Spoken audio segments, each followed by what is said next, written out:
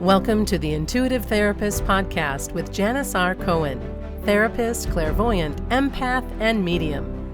Listen in as she takes a no-nonsense deep dive into real human struggles and how to resolve them. Janice will share channeled information from her spirit guide team, as well as the angels and archangels, to help you master your emotional, physical, financial, and spiritual destiny. And now, Janice R. Cohen. Hey y'all, this is Janice Cohen, the Intuitive Therapist here on the Intuitive Therapist Podcast. Welcome to another week. I want you to listen to today's podcast with a different ear than you usually do, because we're going to talk about mindfulness in a different way than you're used to hearing about it. My guest and I are going to frame mindfulness in a way that's different, explaining the magic that is within it if you choose to practice it every day. Yes, there's a lot written about mindfulness, and you probably don't even need to listen to today's podcast to get the gist of what mindfulness is. But if you do, I hope you'll use the tips and tricks we share today to practice it just a little bit differently. When used properly, it can reduce stress, reduce chronic pain, and increase your focus. There is a powerful mind-body connection to success and health when we practice mindfulness. And if you want to function better overall, then today's podcast episode is for you. Today, my guest is Chris McDonald, a licensed therapist and holistic provider with a group practice, Path to Hope Counseling in Raleigh, North Carolina. She is a 200-hour registered yoga teacher and offers gentle yoga classes, workshops, and private yoga sessions. She specializes in treatment of anxiety, depression, trauma, and grief in young adults experiencing life transitions. She teaches clients relaxation skills, mindfulness, meditation, and uses brain spotting in treatment of trauma. Chris also offers therapy for therapists and published the book Holistic Self-Care for Counselors. She launched the Holistic Counseling Podcast in April 2021 to help mental health therapists learn how to integrate holistic strategies into treatment and build a holistic counseling practice. Welcome, Chris. So happy to have you. I'm so excited to be here. Well, that's a good thing because we're going to get into the heart of this. And I always like to ask my guests how they got into their line of work. So tell us a little bit about how you got into doing what you do. So as far as counseling, this was something that I always thought about doing and wasn't sure about, but something just drew me to school counseling before. I just always had that desire to kind of help people. And I was never what some people say, oh, everybody came to me with their problems. They didn't. My road was a little different. I found my way through that though. And now that's different. I have my private practice in Raleigh, which is going well. And through mindfulness, that's been my favorite thing that I have learned. And I actually I first discovered I went on a teacher retreat when I worked for the school system and learned from a medical doctor that was teaching us about how to stay in the present moment. I had never heard of this. It was like, whoa, this is like so cool. Let me learn more. So as I developed my practice, I did some trainings online. Studied under Thich Nhat Hanh. He's done a lot of trainings on mindfulness. He lives his whole life that way. He's a Buddhist monk who lives in, I think it's France now. He was in Vietnam, but he has amazing practices that you can learn so much from and just kind of incorporate it into my daily life. I also attended a Buddhist group, which is called a Sangha, which is a community of people that are interested in these practices, and we would help each other and support each other to be more mindful and develop meditation practices as well. So that feels like a really strong draw to mindfulness. Yes, I love it. I'm curious, like, what drew you so strongly outside of just general interest? Yeah. What drew you so strongly to really learning and diving deep into mindfulness? I think it was my own journey through anxiety because I was always looking for something to kind of help me with that. And I think, as you know, Janice, a lot of clinicians and therapists were trying to heal ourselves always through what we're doing. Always. It's a journey, right? And I just discovered that, and I was like, wow, this could really help me and help my clients and help me be more effective the more I dive into this. And because anxiety is that future thinking, future oriented thinking and mindset, and to come back and dial it back to the present moment awareness. There was just something about that just drew me in. And it's huge like that. If people with anxiety can master being able to pull themselves back from the future and just anchor in now, it's like all of a sudden there's relief. You'll still have the thoughts that haunt you. We're going to talk about the thoughts, what to do with them. But the truth is all you have is now, right? Yeah, exactly. And every time you're in the future, you lose your now. And so if there was a basic description of mindfulness that you could share with the listeners, what would you say it is? It's being present in your mind, body, and spirit right here, right now. And not, again, getting caught up in the past. We didn't talk about the past. So I talk about anxiety is the future, depression is the past. Yeah. So really tuning back into what is happening in the present moment. Right. So when people, what do you think people learn from that? Like, just in terms of life lessons, how does mindfulness truly, and being in the present, how can that positively impact someone? Like people talk about all this stuff. Yes. Stay present, and all you have is now. I have even yada, said all right? that, right? but there's a lot of power, and you either poo-poo it or you like kapow it. You're like, whoa. So why would anybody want to incorporate that into their life? Well, what I've learned through mindfulness meditation, which is another way to meditate, and I've done that, and through just regular mindfulness practices, which we can talk about, is you become less reactive to stress. So when stress comes up, you are slower to react. You're not going to jump right in and have an automatic thought reaction. So you take things a little bit slower, and you can really think before you respond, which is so important with stress, anxiety, anger, all those emotions. Yeah. That's the biggest thing, biggest draw for me. Yeah, to observe, to be able to observe and then be able to make pause versus to take the pause, right? Right. When we were talking before, y'all, she interviewed me for her podcast, and I think that's coming out in a couple of months. I'll keep y'all posted.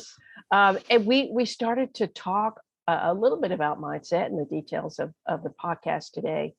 And you brought up this concept of Dharma. And I would love for you to tell the listeners, there's karma, there's Dharma, and then there's, I'm blanking on the third. What? Anyway, please tell the listeners about Dharma. So Dharma is like a universal truth, universal law, what you want to learn. And a lot of times, and I think I was telling you before that with the group I was in, the Buddhist group I was in, we had a Dharma. So we would learn, what can you learn to further help your soul development, basically. And it's kind of deep too, to really think about. Is Dharma like a life path? Is it kind of like your Dharma? Is it how you show up in the world?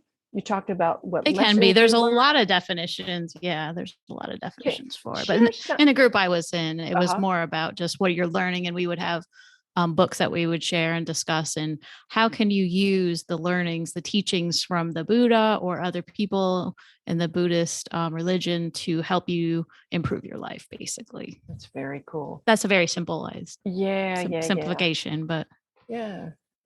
It's kind of, one of the things that I talk about with my listeners all the time is that everything in your life it's a teacher. Everything. Exactly. From, like I sit here and I talk to people, and during my sessions, whether it's on Zoom or interviews on Zoom or phone, and I get a chance to look out the window and see, like I'm looking at the rain or the trees or whatever. And the birds will come by, or I'll notice things in my room that I wouldn't have noticed before. Everything participates in our own awareness. I think so many people are so caught up in what's happening in the future that you forget to really be aware in the now, and what a lesson that is, right? In terms of it is a person's Dharma, just to really be able to pay attention to what is now. Your truth. Yeah. Yeah. Your truth. I think it could be a mindset too. Talk more about Yeah. mindset. How do you mean that? It could be a Um, mindset. because like with mindfulness, you're looking more at being instead of doing. Yeah.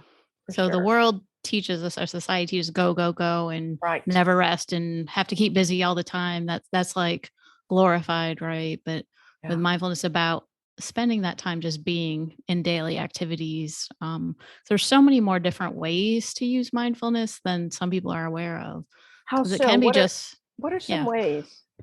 So basic daily activities. So this is not something you have to add to your to-do list to say, oh geez, this lady's going to tell us to add more that we have to do. Right. When you're washing dishes, that's a perfect Yeah. mindfulness activity to really tune in, using all your senses to smell the soap, to feel the warmth of the water, to feel the dish as you make circles on the water.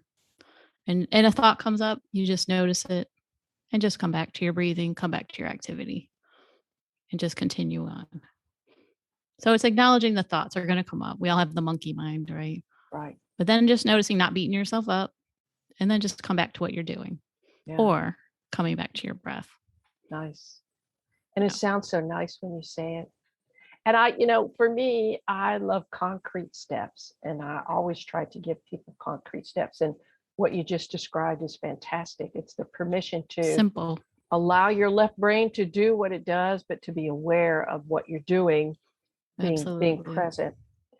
This reminds me of a story I read years ago about it was a Buddhist story, Tibetan Buddhist monks, about how they drink their tea. There was a story that said uh, mentioned that they build tea houses in particular ways, and the tea houses, the entrance door is always short, meaning low, so that every single person has to enter at the same level. They crawl in, and each table is set up in a particular way with only a particular amount of people. And there's the spoon there, there's the cup, the saucer, and I believe 3 people sit at a table. And the person who waits on them in a particular way. The tea is poured a particular way. The tea is stirred a particular way in a number of times.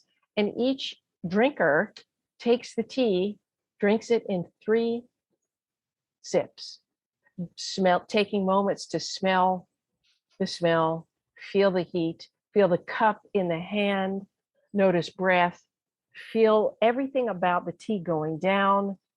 And it is a whole process. And once the tea is gone, I believe there's a process after that. And then they leave the same way, at the same level that everybody else came in. And so to me, I think that's a beautiful description of what Yes. mindfulness is. I think that's the coolest Step by story. step. It's step by step. And can I just so tell you, aware. 2 of the hardest things that I've gone to mindfulness retreats, I've gone days of mindfulness retreats. The hardest thing, this sounds so simple, but the hardest thing that they said was, okay, so you need to be mindful when you put your shoes on. Yeah. Who's mindful when they put their shoes on? Right. Or open the door, open and close the door. How mindless are we Right. when we do that? Right. To I know. stop and be like, Yeah. okay, let me just put my hand on the hand. I'm feeling that. Is it warm? Is it cool? Is it smooth? Is it rough? Let me just slowly open the door and notice I'm stepping through the door. It is so, to me, it sounds so nice. the way you talk about it. Oh my gosh. And your voice is like, notice the handle. Notice how it feels. Feel how it feels. And it's so funny. I think so many people, like you said, we're in a rush society. I know me. I got places to go, people see things to do. Yes. And so I'll probably take more time with my hair and makeup than I will put my shoes on, So, but there are other things that I will take more time with. Yeah. I think just speaking of that, most people have a problem in the beingness. Most people have a problem being. And I'm curious, I have my own perspective about why people feel challenged with just being. What's your sense of why people have challenge with the beingness of being? We're not used to it. Why? Right? Why? Because because we're used to filling the time, or anxiety comes up, right? I find that a lot with my clients that got to keep busy, and they'll tell me, "Oh, I'm fine if I'm doing something." But the minute I sit down, the anxious thoughts come, or, if they have trauma, some thoughts come up from that. So they're Right. trying to distract themselves out of feeling, Right. Right. not quite often. Without a doubt. And I would echo that. I think most people have a hard time because you end up thinking, and what you're trying to run away from or trying Yeah. to It comes suppress back, doesn't it? all comes out. No question. No question. Absolutely. Yeah. It's so So, hard. no, without a doubt, it really is. So, you learned a lot from your studies. Is there a particular experience you had, or a particular strategy or insight that you got from either of your mentors?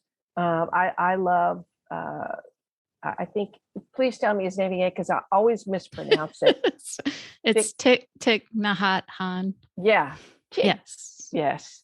It's hard to Yeah, it's I read some of his THICH. books. It's a hard Yeah. name, but powerful man. He is amazing. What epiphanies did you get that maybe other people haven't, or that you were taught that truly made a complete difference in how you were able to really incorporate mindfulness in your life? Well, one thing I learned is it's a gift. It's a gift for yourself. Mm, Because I always came in with the mindset, oh my God, I have to learn something new. I have to apply this. I got to figure out how I'm going to fit this in my day. It's a gift to yourself. It's just reminding yourself of that, how important that is. Talk more about the gift, because I think you're onto something very, very important, especially when people take time to get help from therapists or improve their life Hmm. in some way. Um, Perhaps it's the investment uh, in yourself, but what makes it a gift? It really can center you and ground you and bring you back. He always says, too, it brings you back home, Mm, which is in your body, in your breath, back home. So wow, bringing yourself there. it's Yeah. Which beautiful. it's powerful. It It really it is. really, really is. Um, yeah, I think most people feel like home is away or something else. It's not. It is so not. And when you realize that it literally can take a breath to reconnect with self, And a that's it. breath. Like, there's no hard work here, y'all. No, no, No hard no. work. It's like, here's the thing. I know when I feel like I'm kind of going nuts in my head, and what I mean by nuts in my head is that I have a lot going on. I have a very, very busy mind. I'm multitasking constantly, especially for work, because I have a lot of projects, a lot of clients, a lot of this and a lot of that. And I want to tell the listeners, and I would imagine you would support this, that when you are going a million miles a minute, when you are trying to juggle so much, when you feel like your plate is full, there is no better time to take a moment and center yourself than in the frenzy. Would you agree with that? Absolutely. That's the perfect time. And that's what mindfulness is, that gift. Right, right. So, are there other times that you have found? We talk about people feeling anxious. We talk about people who, like me, are just busy. What are some other important times that mindfulness can be immediately put into place? Remember, it's a breath. It could be a movement. Whatever brings you back to sensing Yes. yourself in your body. It could be that you dance. It could be that you start clapping or singing. Whatever it is. But what are some other parts of people's lives where, if they were to just do something that brought them back to self, it could truly change the trajectory of their day and their life? Walking meditation is powerful. And that means really tuning in, just like opening the door, right? Most people aren't paying attention. Yeah. We're just So when walking. people walk, to Yes. be intentional and Intentional with walking. So you can focus on the feel of your heel each time that it hits the floor, hits the ground. You can focus on your hip moving each time. Or if you want to, I used to count when I worked in the school system. This was my meditation, Yeah. walking meditation. I would count 1, 2, 3, 4, count each step to 4 and then back to 1 again. Some reason that just kind of zoned me in Wow, that's and I was in my nice. body Nice. in I like between walking around the school. Yeah. So that helped Beautiful. calm me down. But you can do that in your backyard. Yeah. Just when you get home from work, try to unload that, ground yourself, walk on the grass, just focusing on that. I love it. And so Can I just say a quote that he said about sure. walking? Oh, yeah. So we have to walk in a way that we only print peace and serenity on the earth. Walk as if you are kissing the earth with your feet, not rushing energy. That's my favorite Oh, part. I love it. Walk as if your feet are kissing the earth. Kissing the earth. This reminds me of Eat, Pray, Love. There was when she went to go visit uh, um, the man in, I think it was either, I think it was it India? Kutut. And he had probably had 4 teeth, but he was a very, very wise man. And he would tell her to smile from her liver. Oh, wow. to smile from the inside so that it radiated out. Yes. That's in alignment with what you tell your feet to kiss the ground. I think of all that rushing energy, right? We give to the earth. Yeah. And the earth, if any of you are out there that ground yourself, you it's called earthing, where you take your shoes off and your socks off and you walk in the grass and you just feel that energy. It really, really does work. Or if you practice any other grounding methods, for sure you can practice mindfulness when you do those things. But if you tend to be anxious, practicing mindfulness is key. When you're grieving, because when you're grieving, you are caught up in the feeling of loss, then you're caught up in the past. So breathing and being present is huge.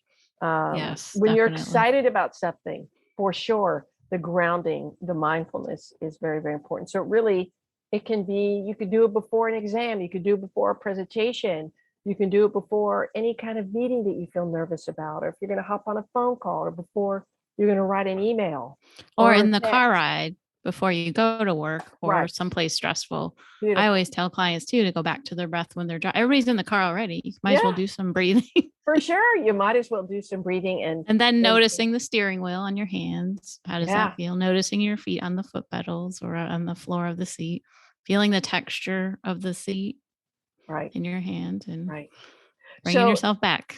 And so I would highly guard people, like when you get into the car, do your mindfulness. But if you're driving, y'all pay attention to the road. Pay attention to the road, of course. People focusing on how the steering wheel feels and causing an accident. So that said, be safe when you drive, of course. Of course. So I want to talk about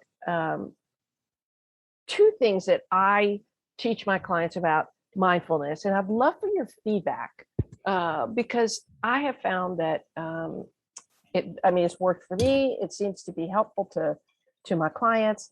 2 things. The first method, and it's not like either one is more important. They each work differently based on the client. But one is when you notice your thoughts. If there's a thought or thoughts that makes you feel anything other than peace, calm, and joy, look at it, take it out of your mind and literally put it up on a screen in front of you, and then pan back as if you're panning back in a movie, where only the central character or the central thought is being emphasized, and just literally look at it, look how and feel the weight of it. Look at the font, look at how it shows up, how big, how small, and just consider it. That's it. No judgment. Just consider it. And if it's worthy of exploring and there's some validity, great. But to ask the question of thought, is this true? Right? Is this true? Likelihood it is not. If it's causing you stress or strife, then you can, I always tell people, question your thoughts. The ego will make you believe that what you think is the gospel, that is the truth. And 99% of the time, it's really not. It's your projections and assumptions. The second way that I have found this to be so helpful is when I've done this with people who have feelings, but you could do this with a thought. So either a feeling or a thought, you pay attention to where the thought lives in your body. Maybe it's in your head, your ear, your nostrils, your chest, your stomach, your lower back, and then bring attention to, of course, the area. You identify the color of it, color of the thought, the shape of the thought, the density, the weight, and then you ask the thought and the shape, the color, the density to leave your body, find a place in the room, and then ask Oh, the that's thought, nice. right? Why are you here? Because every feeling Mm, slash thought has a positive intention. It's getting you to notice something that you didn't notice that you kept ignoring, right? So you'll ask it. You'll say, "Hey, I know you have a positive intention. I may not like you and I don't want you to be here. Why are you here?" Thought. What do you need me to notice? And then I ask people to listen to what they hear. Don't right. think yourself out of it. What do you think of those two processes? Well, that one you just mentioned is wonderful. And Isn't I that always cool? I always go back to the somatic because I'm a holistic therapist, and I always ask, what does that bring up in your body? Where do you feel that? But I've been Beautiful. using more of putting your hand on that space. So if it's on your chest, your shoulder, if it's a space they can, of course, Yeah. um, putting your hand on, let's just say it's their chest, and just noticing how it feels. Does it change any when you put your hand on it? And then going again, like you said, I haven't said go across the room. That was interesting. We But take it out and objectify take it. it out. Yeah. Yeah. The objection. So Yeah. that's definitely a good thing to do. But I think also saying, what message do you have? Right. Period. Just see what comes up. This doesn't work for everybody. I Right. will Some say people have that. a Some hard time because they they do take have a hard time with themselves that. out of receiving. Receiving is you Receiving. practice it. Yeah. Right. Yeah. Yeah. Yeah. Yeah. They don't accept that intuition with it.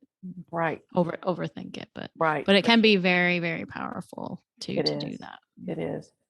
Um, if you could take a few moments, and for those of you listeners that are driving, please, I'm going to ask her to kind of guide you through just a maybe 5 minute guided process so that you can really start to put this into play in your life. If you are driving, do not do this while you're driving. But if you're Right. not and you have a few minutes, um, Chris, would you mind leading us through a little, maybe 5-10 minute exercise, however long you want, to teach us how to begin the process of presence, mindfulness, and then maybe end us up somewhere that typically your clients are get help from. Okay. So if you want to close your eyes, if you're not driving, of course, and you're in a safe space, or you can look at the ground in front of you gently with your eyes open. So just see if you can sit with your spine straight and just noticing your feet on the floor, and just notice your breath. We always start there. Just notice what you're feeling with your breath. You could feel your chest rising on the inhale, falling on the exhale. Just notice for a moment, notice that rising and falling. And I'm just going to read a short poem for the breathing. This is a way for you to be mindful. So as you breathe in, say to yourself, breathing in, I'm aware of my body. Breathing out, I relax my body. Breathing in, I'm aware of my thoughts. Breathing out, I let them go. Breathing in, I connect to my spirit. Breathing out, I connect to the divine. And just allow your breathing to go at its own natural pace. And imagine roots coming from the bottom of your feet to the earth, connecting you, grounding you, feeling Earth's energy coming up. And just notice how it feels to be in this space of the present moment, not worrying what you're doing after this or what happened before. Just try to be present and noticing your legs, any tension in there, noticing the chair beneath you holding you up, noticing the center of your body where you are, and just noticing your shoulders. You can soften them, you can Go ahead and roll them back. That mindful awareness of body. Noticing your neck and your head, any tension. Just feeling your spine straight. Imagine you're sitting by a waterfall. It's a wonderful warm day. And you're just chilling by this waterfall, taking your time, noticing the sounds, seeing the blue sky, the clouds, feeling the breeze in your hair, noticing how your body feels in this place. Notice your mind in this place. And you're there by yourself or if with someone else where you feel safe, someone that's safe for you. And if a thought comes up, like, I don't know if I'm doing this right, just see that thought, accept it without judgment, and imagine it as written on a leaf falling into the stream, floating away. And you watch that leaf float away and come back to your breath, feeling the chest rise and fall. And just staying here, staying present, noticing what it's like to allow those thoughts to float away, noticing those thoughts, you don't have to believe them. They're only thoughts. And again, another thought comes up. I'm hungry, or another physical sensation. Gotta go to the bathroom, whatever it is. So again, imagine it written on a leaf. Notice it float down to the stream and float away. Let it go and let it go. And then come back to your breath. Releasing without judgment. Then just bringing yourself back into your room, wherever you are. Noticing any sounds. What do you hear in your room, outside of your room? Notice any sensation with air. Is it warm or cool? Or if it's neutral. And feeling your hands where they're touching your lap. Notice how that texture feels. Notice if it's rough or soft. And feeling your breath. Take a nice slow breath in. Pause at the top. And nice long exhale through the nose. And you can wiggle your fingers and toes and bring your awareness back to the present moment. I didn't time it. I don't know if it was 5 minutes. Oh, it was so good, y'all. Aren't y'all relaxed now? Ooh. So good. I love the releasing it on a leaf. Yes. Oh my gosh. Now, That is the perfect mindfulness good. way to let go of thoughts. So good. Do you have any recordings for people that they can purchase from you, or do you write your own scripts? I have some, yeah. I have not recorded some, yeah, but I can definitely I do have actually one, but I can let you know. I can give you that link, definitely. Okay, super. So non-judgmental awareness, that's what mindfulness is about. And non-judgmental means that you are simply noticing, you are observing. Our critical mind does not have a place at this table when we do mindfulness. This isn't about you flipping through all the thought files that you have of how you're not doing enough, you aren't enough, you need to be doing more, all the pressure. Mindfulness, it's really not BS. It really is absolutely so fantastic to simply observe. We don't do that enough. And to be just curious. Noticing, right? Yep, with that noticing. curiosity. Just like, interesting that showed up. Okay. And if that judgmental mind does come up, just noticing it. Just try to step outside of that too. How do you step outside it? The judgmental mind comes up and says, yeah, well, you didn't do everything you needed to do. That's judging, thinking of a word for it, right? Whatever name you want to call it. That's the judge. Okay. And so come back to a sensation. So come back to a sensation. In the body. And that would be ideally the quickest way is through breath. Yes. Right? Yep. Mm-hmm. Beautiful.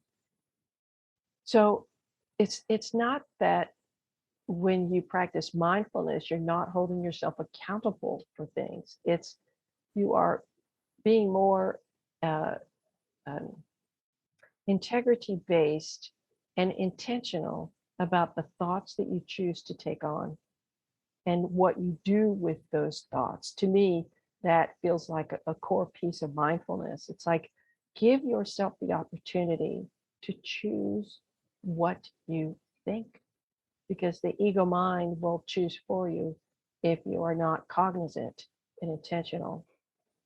Great So, summary. Yes. oh, well, Spirit just shared that with me, so I had to share that. That was not of Janice. Um, so beingness, huge, huge, huge, so important. And here's the thing: what people don't really understand is how impactful mindfulness and meditation can be. Breath is meditation. A breath, that's it, is That's it. meditation. Yep. Most people feel like, oh, I got to be official about this. I got to sit in the chair and I got everything's got to be said. No, No, it doesn't. perfection is in the moment, in the breath, and that can be a full meditation. And so, okay, totally forgot what I was going to say, but the whole point is, thank you, Spirit just reminded me. So, mindfulness and meditation can truly change the trajectory of your day. The fact that you take breath, the fact that you center, the fact that you ground, you can think more clearly. You can focus Right. better. You can discern more. Like you said, you can slow down reaction time and get into response, right? It truly, it's literally like putting a salve on a wound. It just calms the inflammation. I want y'all to really think about that. Listen to how she shared the process with you, this most recent exercise of being by the waterfall and noticing breath and all of that. Practice that, y'all, because I'm telling you, it can, honest to God, change every day. And you can do it as many Yes. times as you want. That's the thing. That's the Because, beauty. It's you can yeah, just do a few minutes and still have that positive that's result. right. That's right. That anchoring. And there's nothing better than feeling anchored when the world outside of you is freaking chaotic, in all honesty. So you got So, to find that calm within. right. Are there any last thoughts that you have for the listeners before I give them, and before you give them ways to contact you and listen to your podcast, get your book, and what what are some takeaways that we haven't mentioned, or a takeaway that we haven't mentioned that you want listeners to really know If you about can mindfulness? give yourself the gift of the morning too. I Mm, find that I like to do some yoga, which is I feel I find the movement and breath for mindfulness because that's being present. And then do some meditation in the morning. And again, I don't do hours. I do sometimes 5 minutes. yeah, sure. Sometimes I do one yoga pose, but it's about trying to set that intentionality to set my day. That sets the tone for your day, the I way you start your day. love it. I love that you said, because my head is like, okay, I've done yoga before. I love yoga. My sister-in-law is an expert in yoga. Uh, but I love what you just said, because for a busy mind like me, it's like, just do one yoga pose. You don't Yep, have to be that's it. proficient. You One don't have to yoga do 90 pose. minutes. No, Right. you just do one and just hold it and be mindful of breath Right. and feel Mm-hmm. your body and just notice everything. And you've just practiced mindfulness. It is that simple, nothing complicated. I love talking with you, Chris. Honestly, like Oh, thank you. this has been so good. And I hope Yes, this has been listeners, great. yeah, I hope they take what you shared, listen to this recording, listen to that process that you led, the exercise that you led people through, and do this, because there's nothing better than being calm. I can just tell you, there's nothing Yes. better than Hmm. being calm. And Life just is think better. too of as a mantra, I am here. And really, Oh, really embody that. And you can do that with yoga, inhaling arms up, I am, exhaling arms down here. And try that wow. too to start your day. Or as a reminder, right, Janice? Yes, I am here. Oh my gosh. I love that. So good. Life So good. changing. That is life changing. My friend, tell people how to reach you. I know you can do remote work. You can help people. Tell them how to reach you and find out all about you, please. Sure. I have a website.